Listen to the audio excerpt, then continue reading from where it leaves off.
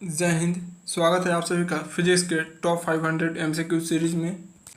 इस सीरीज में मैं मेजॉरिटी क्वेश्चंस पीवाई क्यूज कराऊंगा जो कि पहले कभी एसएससी रेलवे के एग्ज़ाम्स में कई बार पूछे जा चुके हैं और आगे भी उनका आने का चांसेस ज़्यादा है।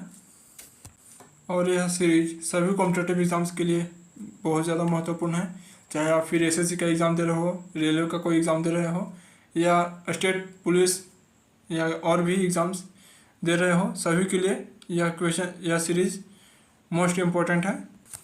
और यह हमारा इस सीरीज़ का पहला वीडियो है, तो चलिए स्टार्ट करते हैं। इस सीरीज़ के आज पहला वीडियो में मैं टोटल 100 क्वेश्चंस कराऊंगा। तो चलिए स्टार्ट करते हैं आज का वीडियो। हमारे पास पहला प्रश्न है, विभवांतर मापने के लिए प्रयुक्त युक्ति को किस नाम से जाना जाता है।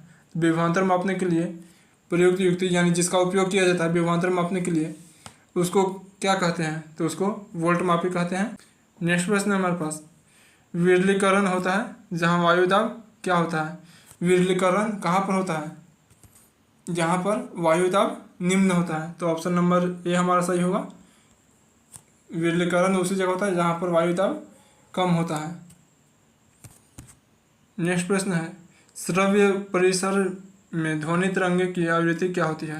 यह श्रव्य तरंग कहते हैं उसको, श्रव्य परिसर जिसको हम सुन सकते हैं, मनुष्य सुन सकता है।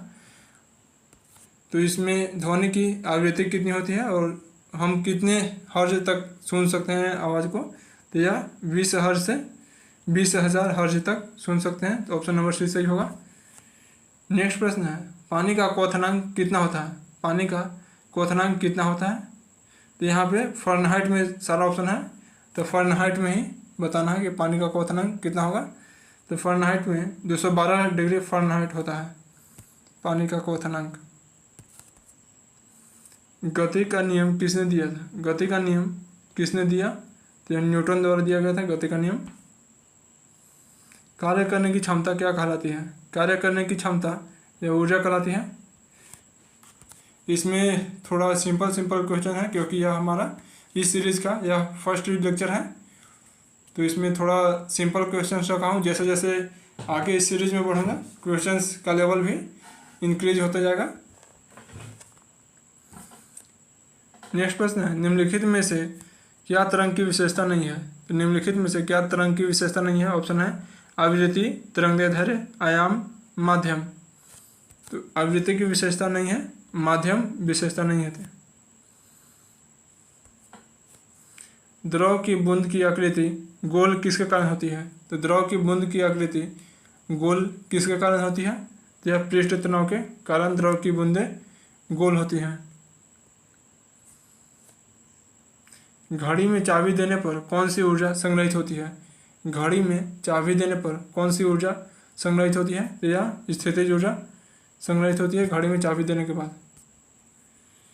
सरल आवर्त गति में क्या स्थित रहता है। सरल आवर्त गति में या आवर्तकाल स्थित रहता है।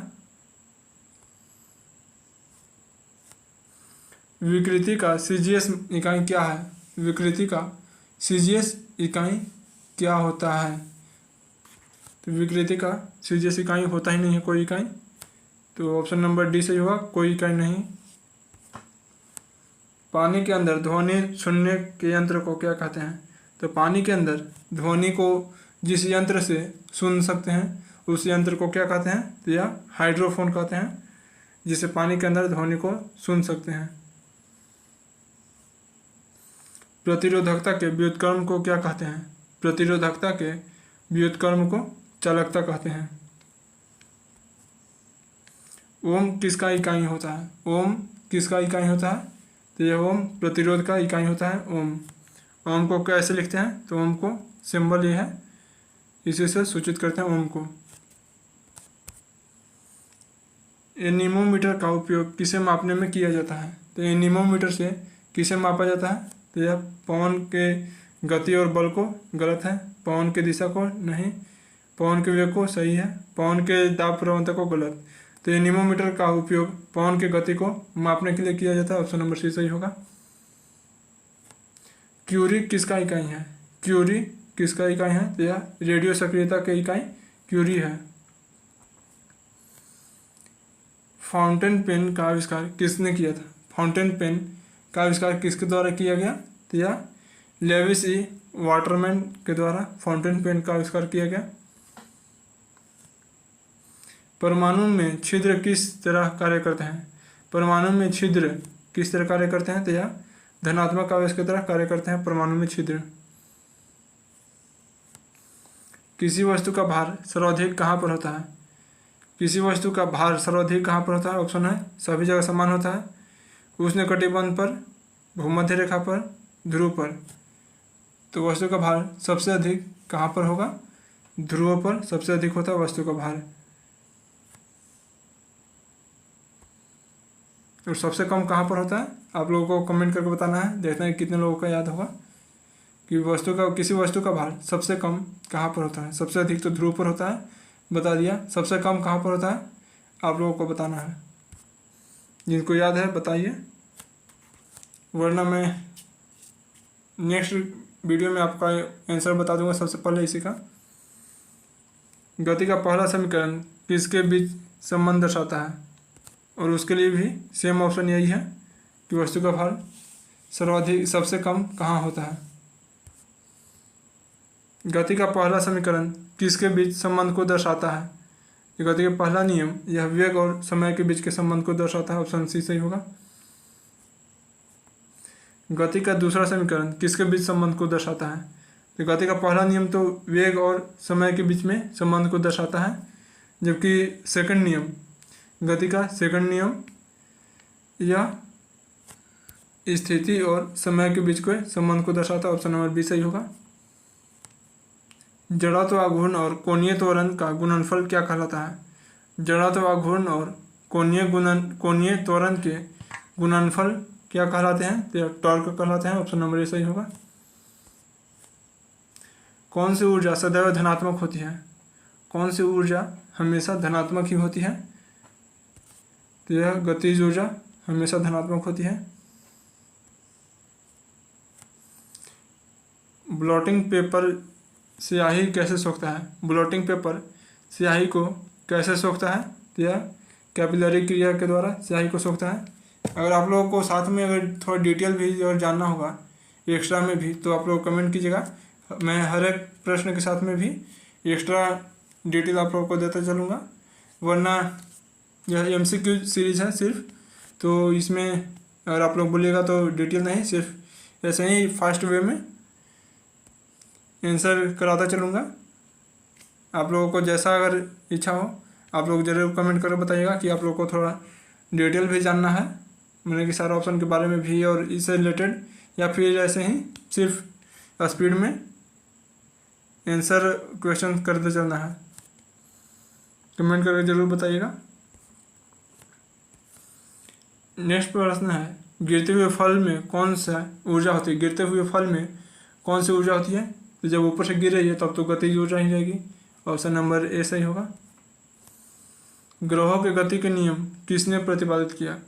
ग्रहों के गति के नियम किसने प्रतिपादित किया था? तो यह केपलर के द्वारा प्रतिपादन किया गया, दिया गया ग्रहों के गति के नियम। नेक्स्ट प्रश्न हमारे पास, कंडक्टर का प्रतिरोध किसके व्युत्क्रम होता है? कंडक्टर का प्रतिरोध यह अनुप्रस्थ भाग के क्षेत्रफल के व्युत्क्रम होता है। टेलीफोन लाइन में कौन सी ऊर्जा प्रवाहित होती है? टेलीफोन लाइन में कौन सी ऊर्जा प्रवाहित होती है? या विद्युत ऊर्जा प्रवाहित होती है टेलीफोन लाइन में। ऑप्शन नंबर डी सही है।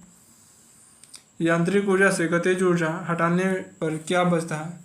तो यांत्रिक ऊर्जा से गतिज ऊर्जा हटाने पर क्या बचता है? तो यह स्थितिज ऊर्जा बचेगा। यांत्रिक ऊर्जा, गतिज ऊर्जा और स्थितिज ऊर्जा के योग को कहते हैं यांत्रिक ऊर्जा, गतिज ऊर्जा।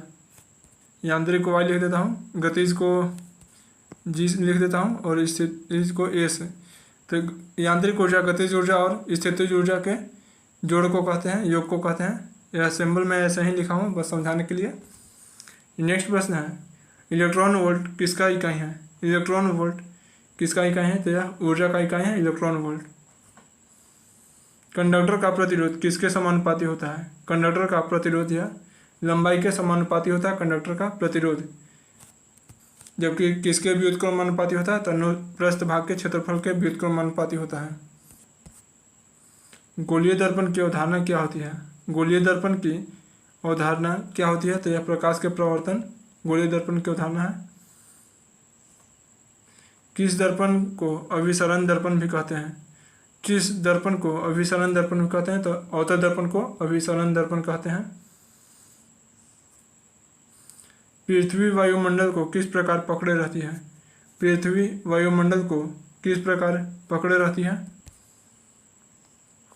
तो यह गुरुत्वाकर्षण से पृथ्वी वायुमंडल को पकड़ी है। रेडियो द्वारा उत्पादित ध्वनि रेडियो द्वारा उत्पादित ध्वनि क्या बढ़ने से बढ़ती है? तो रेडियो द्वारा जो ध्वनि उत्पन्न होता है तो क्या बढ़ने से ये ध्वनि बढ़ जाती है? तो आयाम को बढ़ाने से ध्वनि बढ़ती है। ऑप्शन नंबर सी सही होगा। यदि एक साधारण लोलक की लंबाई बढ़ा दी जाए तो इसके आवर्तकाल पर क्या प्रभाव पड़ेगा? यहाँ लोलक होगा। यदि एक साधारण लोलक की लंबाई बढ़ा दी जाए तो इसके आवर्तकाल पर क्या प्रभाव पड़ेगा? तो लंबाई बढ़ाने से आवर्तकाल घट जाता है। ऑप्शन नंबर बी सही होगा। घर्षण बल किस दिशा में कार्य करता है? घर्षण बल किस दिशा में कार्य करता है? तो घर्षण बल हमेशा विपरीत दिशा में, अपोजिट डायरेक्शन में ही काम करता है। ऑप्शन नंबर डी सही होगा। बल के दिशा के विपरीत दिशा में।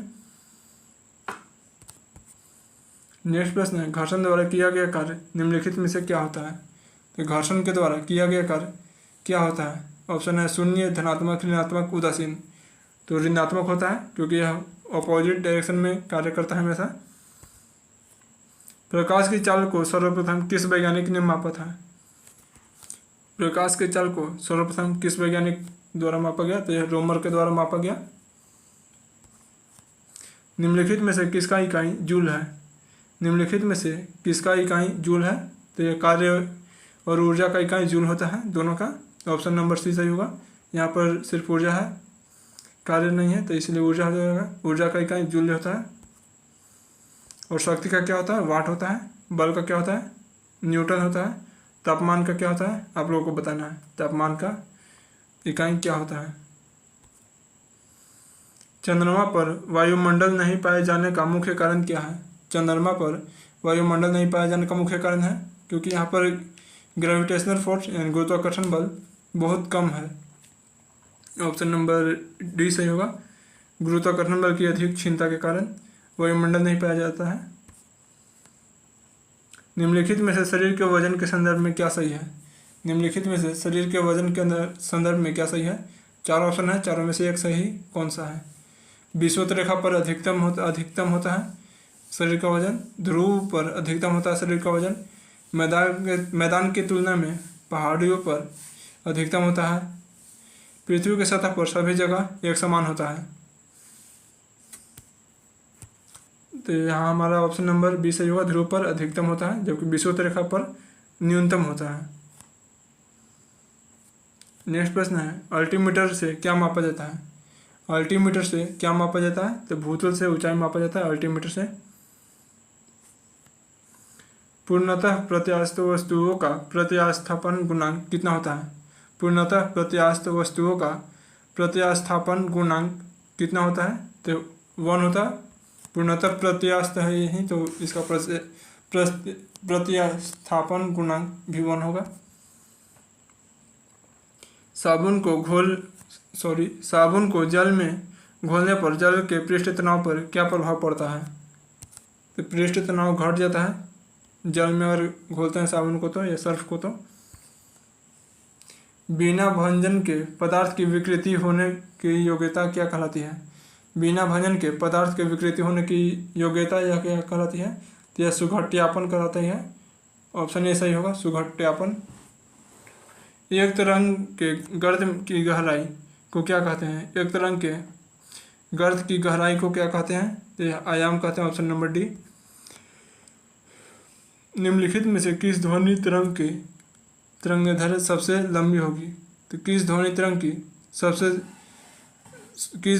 की तरंगदैर्घ्य सबसे लंबी होगी? ऑप्शन है 200 हर्ट्ज आवृत्ति वाली तरंग, 50 हर्ट्ज आवृत्ति वाली तरंग, 100 हर्ट्ज आवृत्ति वाली तरंग, 500 हर्ट्ज आवृत्ति वाली तरंग। तरंगदैर्ध्य सबसे अधिक होती है जिसका आवृत्ति सबसे कम होता है। तो ऑप्शन नंबर बी सही होगा, 50 हर्ट्ज आवृत्ति वाली तरंग।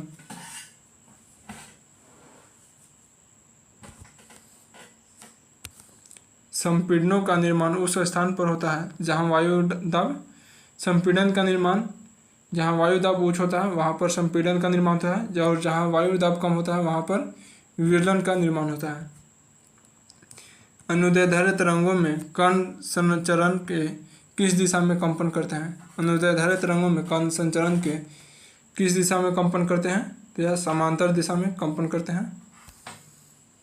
प्रकाश वर्ष द्वारा किस मापा जाता है? प्रकाश वर्ष द्वारा किससे मापा जाता है? तो प्रकाश वर्ष दूरी का इकाई है, तो ऑप्शन नंबर डी सही होगा, दूरी को मापा जाता है प्रकाश वर्ष के द्वारा। 1 हॉर्स पावर में कितने वाट होते हैं? 1 हॉर्स पावर में 746 वाट, ऑप्शन नंबर सी सही है। सूर्य को देखने के लिए किस यंत्र का उपयोग किया जाता है?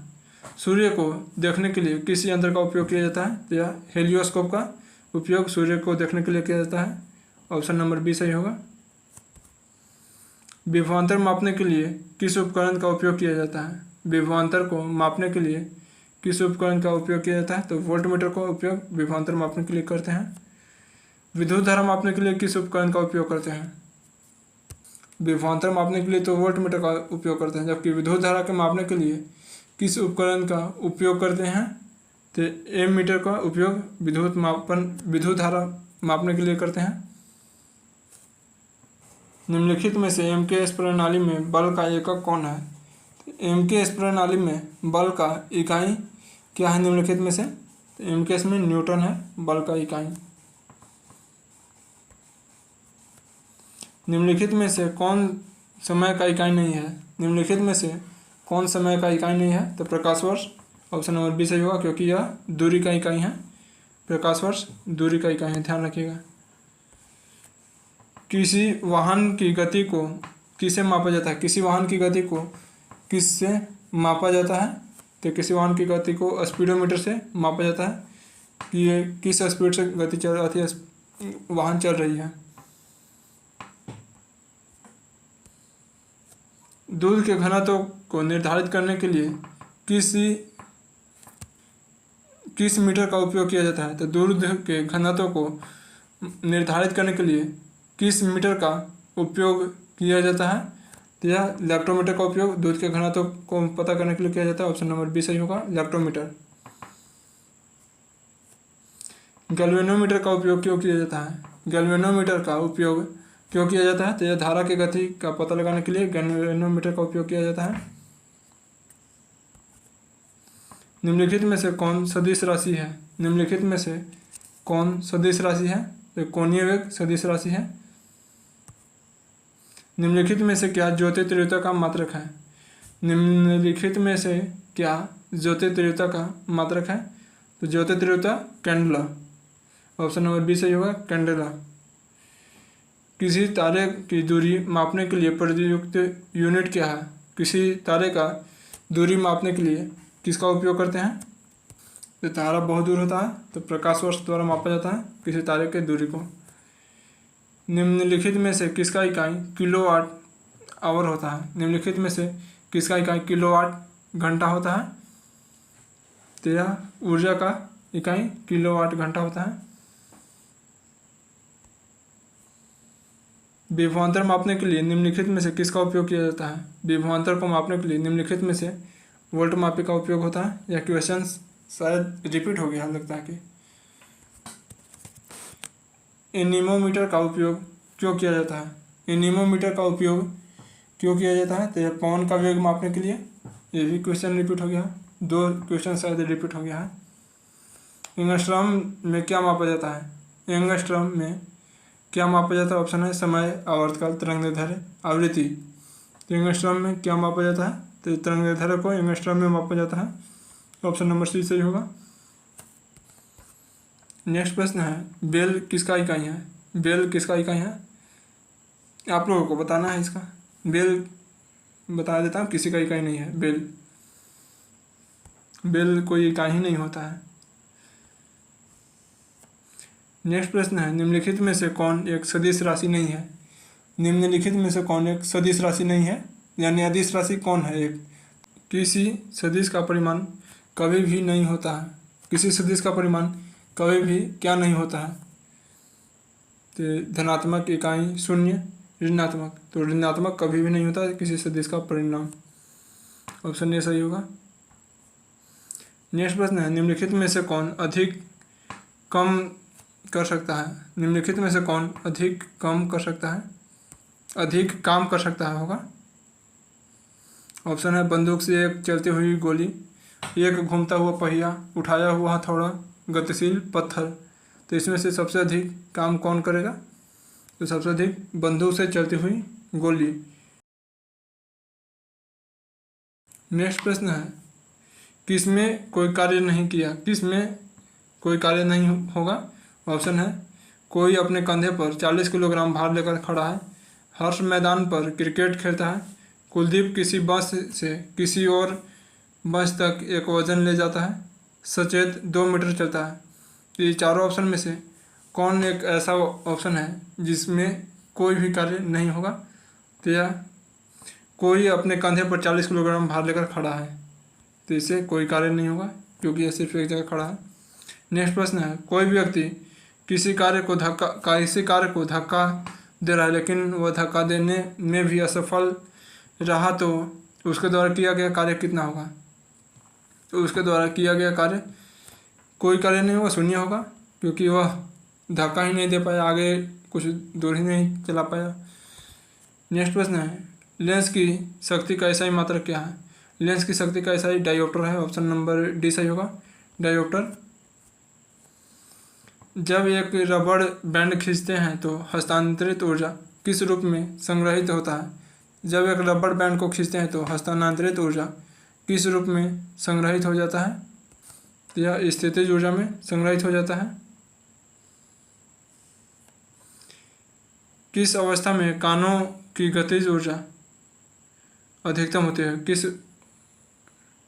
किस अवस्था में कणों की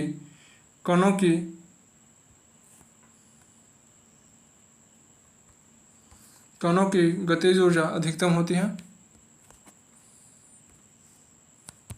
तो यह गैस में सबसे अधिक होती है कणों की गतिज ऊर्जा, और सबसे कम कब होती है, ठोस में सबसे कम। नेक्स्ट प्रश्न है, निम्नलिखित में से कौन सी स्थितिज ऊर्जा का उदाहरण नहीं है। निम्नलिखित में से कौन सी स्थितिज ऊर्जा का उदाहरण नहीं है। तो यह नदी में बहता हुआ पानी स्थितिज ऊर्जा का उदाहरण नहीं है। जब बंदूक से गोली निकलती है तो इसकी संभावित स्थितिज ऊर्जा किस ऊर्जा में परिवर्तन हो जाती है। तो जब बंदूक से कोई गोली निकलती है तो इसकी संभावित स्थितिज ऊर्जा किस ऊर्जा में परिवर्तित हो जाती है। तो गोली निकलने के बाद वह स्थिति से सीधे गतिज ऊर्जा में परिवर्तन होती है। ऑप्शन नंबर डी सही होगा। एक वस्तु का संवेग 4 गुना हो जाता है तो गतिज ऊर्जा कितना होगा। किसी वस्तु का संवेग 4 गुना हो जाता है तो इसका गतिज ऊर्जा 16 गुना हो जाएगी, मूल मान का 16 गुना। एक संपीड़ित स्प्रिंग में कौन सी ऊर्जा होती है। एक संपीड़ित स्प्रिंग में कौन सी ऊर्जा होती है, तो यह रासायनिक ऊर्जा होती है। ऑप्शन नंबर बी सही होगा। निम्नलिखित में से किसके अनुरूप वस्तु की गतिज ऊर्जा की वृद्धि होती है। तो किसके अनुरूप गतिज ऊर्जा की वृद्धि होती है। ऑप्शन है ऊंचाई, द्रव्यमान, घर्षण, गति। तो गति के साथ में अनुरूप वृद्धि होती है गतिज ऊर्जा। निम्नलिखित में से किसके अनुरूप वस्तु की गतिज ऊर्जा की वृद्धि होती है।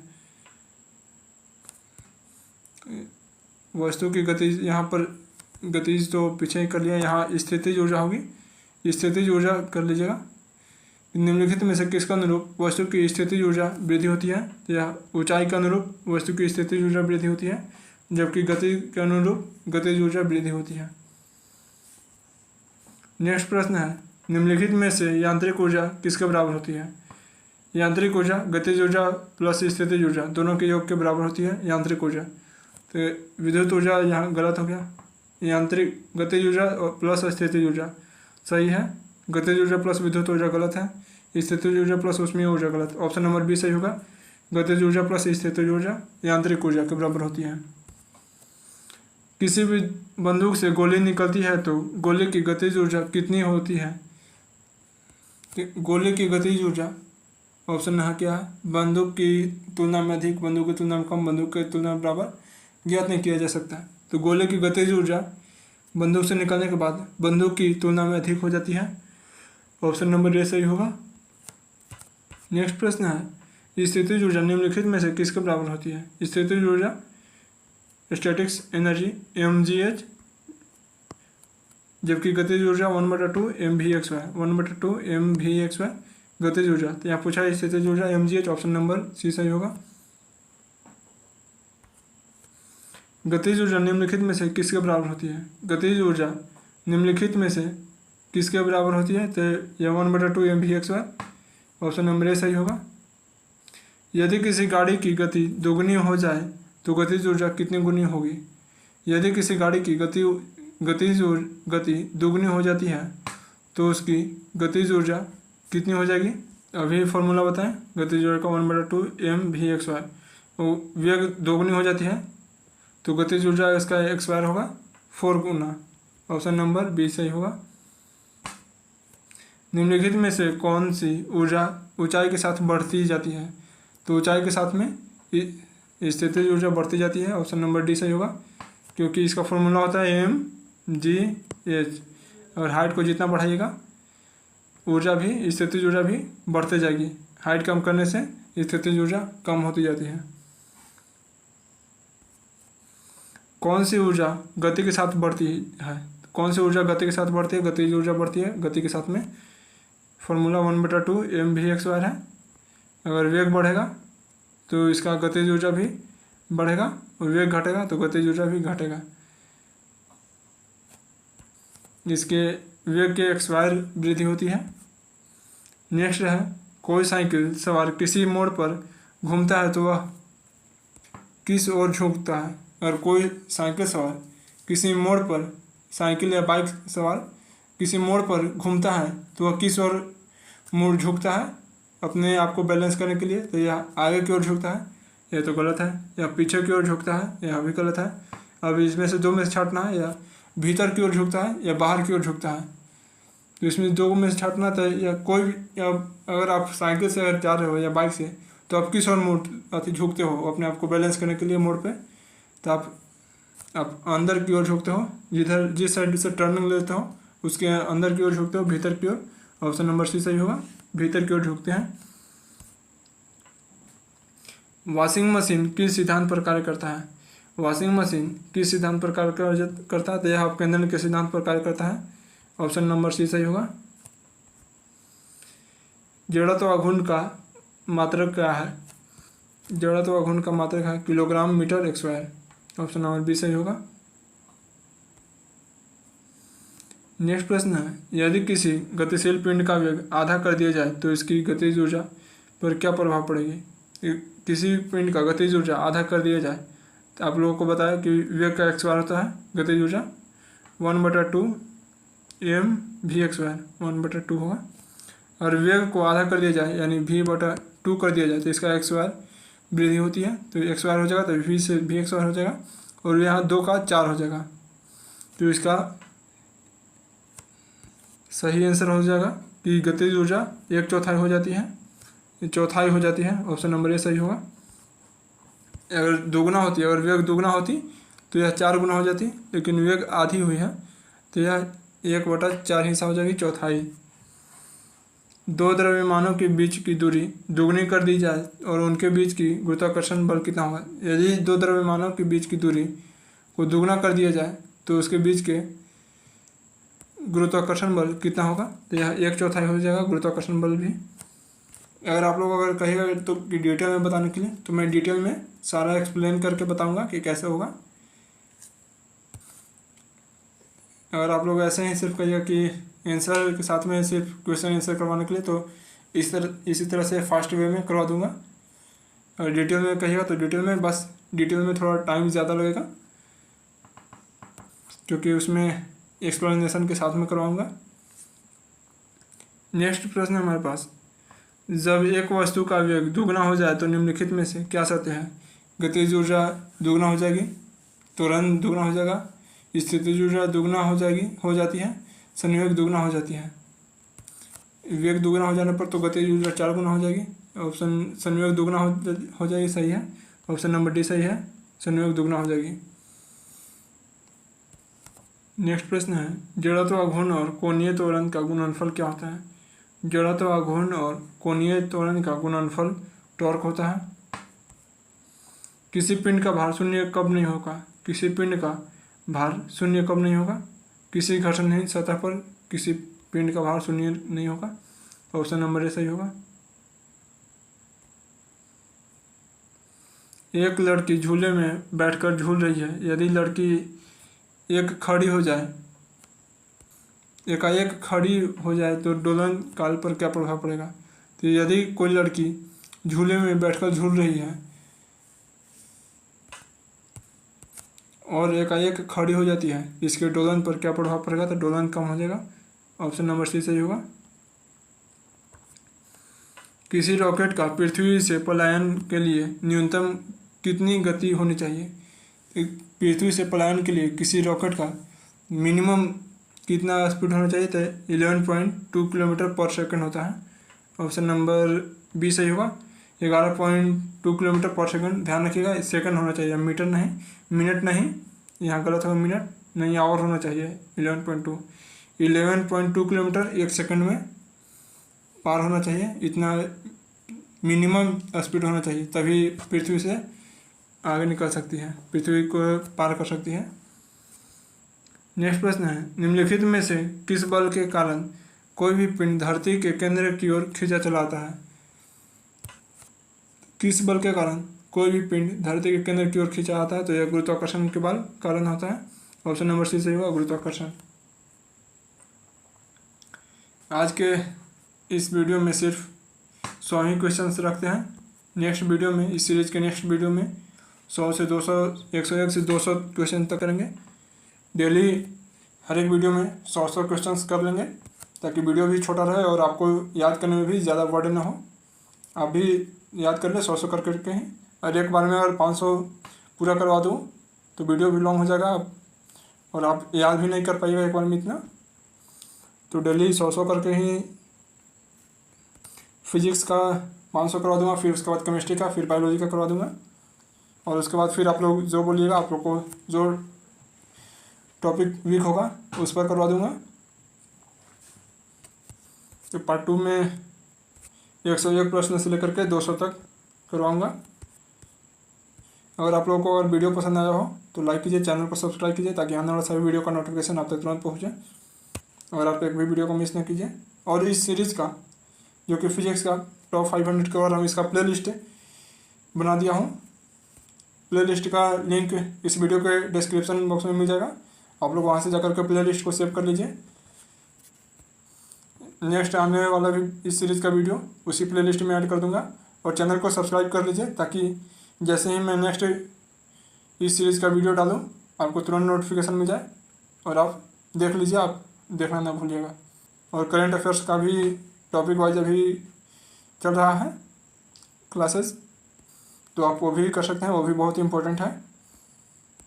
और अभी तो पूरे 6 महीने का 1000 मोस्ट इम्पोर्टेंट करेंट अफेयर्स करवा रहा हूँ, वो ज़रूर देखिएगा, उसे मिस नहीं कीजिएगा, क्योंकि अभी आने वाले आगे के एग्ज़ाम्स के लिए बहुत ही इम्पोर्टेंट 1000 क्वेश्चंस का करेंट अफेयर करवा रहा हूँ, जो कि पूरे पिछले 6 महीने का मोस्ट इम्पोर्टेंट करेंट अफेयर है। तो आप चैनल पर जाकर के उसे भी देख सकते हैं। मिलते हैं नेक्स्ट वीडियो में। Thank you, keep learning, keep growing. जय हिंद।